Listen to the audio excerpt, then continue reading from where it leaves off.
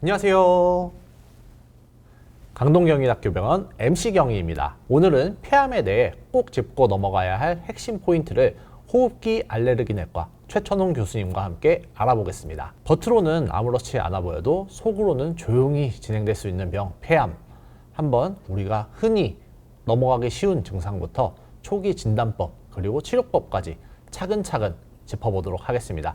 교수님 자기소개 부탁드립니다. 예, 안녕하십니까. 저는 강동 경희대병원 호흡기 알레르기 내과의 최천웅 교수입니다.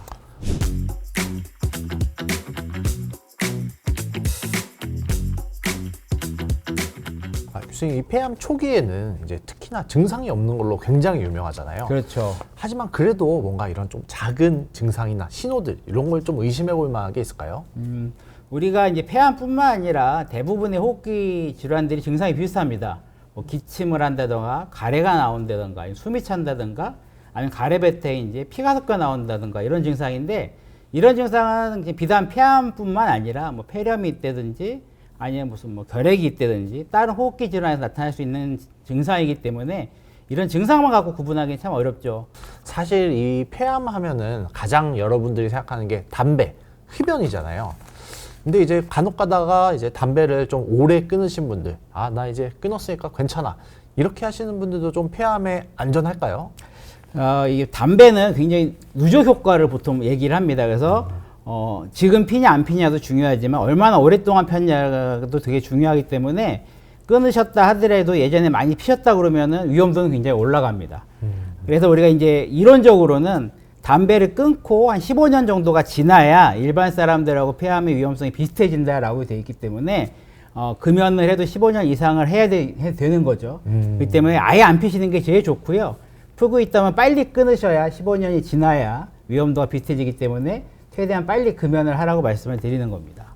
그 암을 유발하는 이런 인자들이 몸에서 15년 정도는 지나야지 조금 없어진다. 그렇죠. 근데 그러면은 교수님, 이렇게 담배도 이제 끊은 지 한 15년 되시고 이제 나는 특히 딱히 뭐 아픈 것도 없었다, 이러신 분들이 폐암은 생각도 못 할 거고 특히나 이제 조기 발견도 어렵잖아요.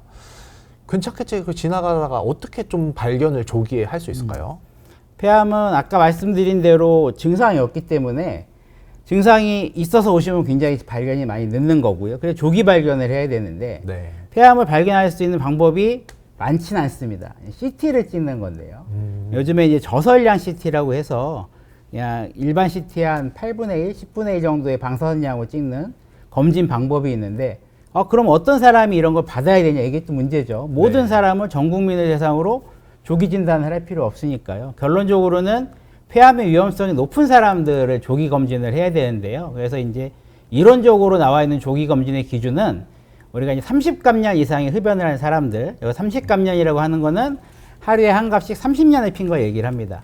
그럼 쉽게 얘기하면 한 갑씩 30년을 매일 핀 사람이 30감년이면 반 갑씩 60년을 펴도 30감년이고요. 두 갑씩 15년을 펴도 30감년입니다. 아까 누적 효과라고 말씀을 드렸죠. 그래서 30감년 이상 핀 사람이 금연을 했어도 15년이 지나지 않았으면 네. 매년 저설량 CT를 찍어서 조기 검진을 받는 게 이득이 있다라고 이렇게 권고를 하고 있습니다. 사실 이제 교수님, 저도 얼마 전에 한번 이제 교수님께 진료 보면서 네네. 저설량 CT 찍었었잖아요. 사실 이제 CT를 찍는 것까지는 제가 생각을 해본 적이 없었는데 이렇게 국가검진을 통해서 폐에 그 당시에 이제 음영이 발견돼가지고 추가로 이렇게 CT를 찍었었는데, 이렇게 저처럼 뭐 비흡연자고 뭐 건강한 것 같은 사람들은 국가검진을 통해서 이렇게 뭔가 발견되면은 CT를 찍어보, 이렇게 그럼 하면 될까요? 그렇죠. 이제 검진이라는 게 이제 우리가 아파서 병원에 가는 건 진료를 보는 거고요. 검진이라는 거는 아프지 않는데 혹시 병이 있을까봐 미리 받는 게 검진이죠.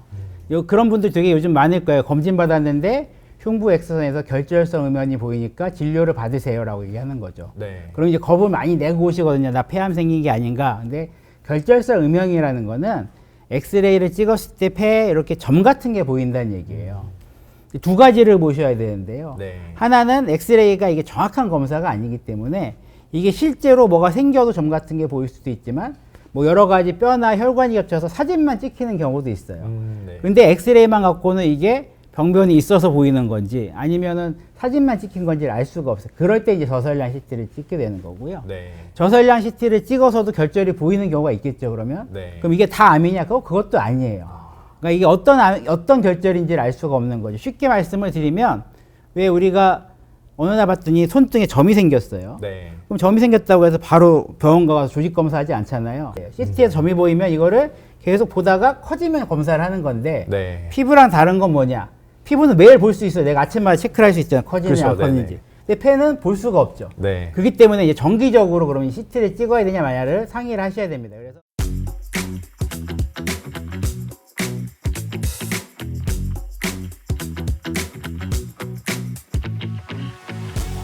확실히 이 폐암하면 또 이제 조용한 암이다 보니까는 더 걱정이 되니까 아무래도 계속 좀 찍어야 되나 이런 걱정이 더 들 것 같습니다. 그렇다면 이 폐암 초기 발견하던 아니면 이렇게 전이돼서 오셔서 치료를 하던 치료를 받아야 되잖아요. 어떻게 좀 치료가 될까요? 이렇게 초기에는 좀 다르고 뭐 진행이 많이 되면 좀 다른지 이런 게 궁금합니다. 우리가 이제 뭐 여러 가지 구분 방법이 있지만 보통 암은 고형암과 혈액암으로 나누거든요. 우리가 이제 폐암을 비롯한 대부분의 고형암의 근치적인 치료 방법은 수술밖에 없습니다. 수술해서 잘라버리는 게 제일 좋은 방법이에요.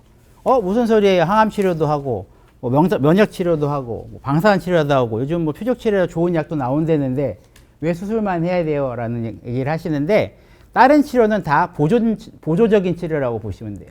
그러니까 수술을 할 수 있으면 수술을 하는 게 제일 좋은 방법이고요. 수술을 못하고 전이가 되거나 너무 커서 수술 못할 경우에는 이제 보조적인 치료로 가는 거죠. 그래서 우리가 조기 진단이 중요하다는 얘기는 우리가 폐암이 1기에서 2기 정도로 초기에 발견이 되면 수술로 완치가 거의 가능합니다. 근데 이게 넘어가면 이게 약물 치료도 해야 되고 완치의 개념보다는 보조적인 치료로 가는 거기 때문에 예를 들면 진행을 늦춘다든지 경계를 좀 낮추는 목적으로 가는 거기 때문에 그래서 조기 진단을 중요하게 자꾸 주장을 드리는 거거든요. 그래서 가장 좋은 방법은 평소에 조기 진단을 받아서 초기에 발견해서 수술하는 게 가장 좋은 치료법이다라고 말씀을 드릴 수 있겠습니다. 그러면은 이제 수술이 제일 좋은 치료법이라고 말씀 주셨는데 다른 부위, 특히 뭐 이제 간 같은 경우에는 그 부위를 절제를 해도 크게 문제가 없다라고 알고 있거든요. 근데 폐는 이제 일반인 분들이 생각하시기엔 약간 좀 풍선 같은 이런 이미지이기 때문에 어느 정도 부분을 잘라내고 봉합을 해서 뭐 폐를 하는 건지 아니면 뭐 어떻게 좀 수술이 되는 건가요? 좀 잘라내도 되는지 이런 게 좀 궁금해서. 일단 이제 수술 방법을 말씀을 드리면 폐를 잘라내는 게 수술인데요. 우리가 이제 폐를 크게 해부학적으로 나누면 오른쪽 폐와 왼쪽 폐로 나누죠. 양쪽에 있으니까. 그리고 오른쪽 폐는 3개의 엽으로 구성이 되어 있습니다. 상엽, 중엽, 하엽. 그리고 왼쪽은 2개의 엽으로 구성이 되어 있어요. 상엽, 하엽. 그러니까 쉽게 얘기하면 가장 큰 덩어리로 보면 5덩어리로 되어 있는 거고요. 가장 수술의 기본적인 방법은 폐암에 있는 자리에 한 엽을 떼내는 엽절제술을 하게 됩니다. 예를 들어서 우중엽에 폐암이 있다. 우중엽 절제술이 되는 거죠. 물론 이 엽마다 크기가 좀 다르지만 아주 그냥 객관적으로 봤을 때 5개면 20% 정도 잘라내는 거잖아요. 그러면 수술 후에 폐 잘라내면 숨이 찬 거 아닌가요? 라고 이제 얘기를 하시는데 우리가 이제 보통 일반적으로 폐 기능의 70%만 남아 있어도 일상생활하는 데 크게 문제가 없다고 돼 있어요. 그렇기 때문에 우리가 일상적으로 생각하는 한 엽을 잘라내는 수술만으로는 크게 뭐 나중에 완치가 되고 나서 문제가 되진 않습니다. 그러면은 교수님 저희 이제 초기에는 뭐 어떻게 증상이 있는지 뭐부터 해서 치료법 등등 다 알아봤는데 그래도 일단은 뭐 예방이 제일 중요한 거 아니겠습니까? 간단하게 좀 폐암을 예방하기 위해서는 좀 어떤 습관이나 이런 걸 바꾸는 게 좋을까요? 그러니까 우리가 이제 폐암의 가장 큰 원인 그러면 흡연 당연하죠. 담배인데 나는 담배 안 피는데 폐암 걸렸는데 하시는 분들도 있어요. 쉽게로 요즘 통계를 보면 비흡연자인 여성의 폐암 비율이 늘고 있다라는 통계가 나오고 있습니다. 원인은 아직까지 명확하게 밝혀지지 않았지만 여러 가지가 대두되고 있어요. 미세먼지도 대두되고 있고요. 또 하나 우리가 이제 요리할 때 나오는 실내 미세먼지 조리hum이라고 고기를 굽거나 뭐 튀길 때 나오는 연기 같은 것도 문제가 될 수 있다고 돼 있고 가족력도 있습니다. 그리고 통계를 내보면 아무런 이유 없이 여자가 남자보다 조금 폐암이 더 많이 생기는 경우도 있어요. 그럼 난 남자로 태어나야 됐네 이렇게 생각하실 수 있지만 그건 우리가 선택할 수 있는 건 아니니까. 그래서 폐암을 100% 예방할 수 있는 법이 있다고 말씀드리기는 어렵습니다. 하지만 그 위험도를 높이는 걸 가장 최소화하는 게 제일 좋은 방법이죠. 담배를 안 피셔야 되고요. 네. 만약에 핀다 그러면 지금이라도 바로 끊으셔야 되고, 미세먼지 노출되면 안 되니까 미세먼지 농도가 높은 경보가 난 날에는 꼭 마스크 쓰고 외출하셔야 되고요. 조리할 때 나오는 연기 마시면 안 되잖아요. 뭐 네. 고등어 구울 때 연기 나면 안 된다고 하니까 꼭 요리할 때 환기를 시키거나 후드를 꼭 틀어 놓으시거나 네네.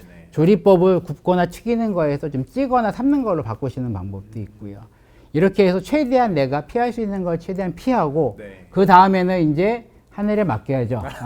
네, 오늘 이렇게 교수님 말씀 들으면서 진짜 이 폐암이 얼마나 조용히 그리고 신호 없이 찾아올 수 있다는 점 다시 한번 좀 상기를 하게 되는데요.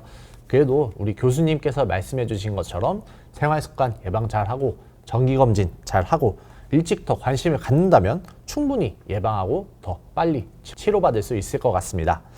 폐암, 막연히 불안해하시는 분도 많을 것 같은데요. 교수님, 마지막으로 꼭 전하고 싶은 말씀 있으시면 부탁드립니다. 요즘에는 이게 우리가 맞춤형 치료, 맞춤형 뭐 진료 이렇게 해서요. 옛날처럼 획일화되어 있지 않습니다. 워낙 옵션도 다양하고 치료법도 다양하고 환자마다 상태도 되게 다양하기 때문에 그 환자에 있는 그 병에 대해서 어떤 게 최적의 치료냐가 제일 중요하거든요.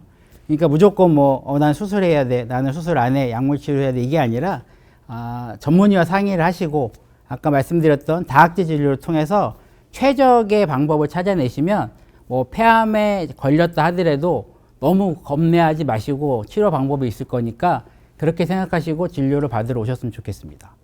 교수님, 오늘 굉장히 좋은 말씀 감사합니다. 네, 감사합니다.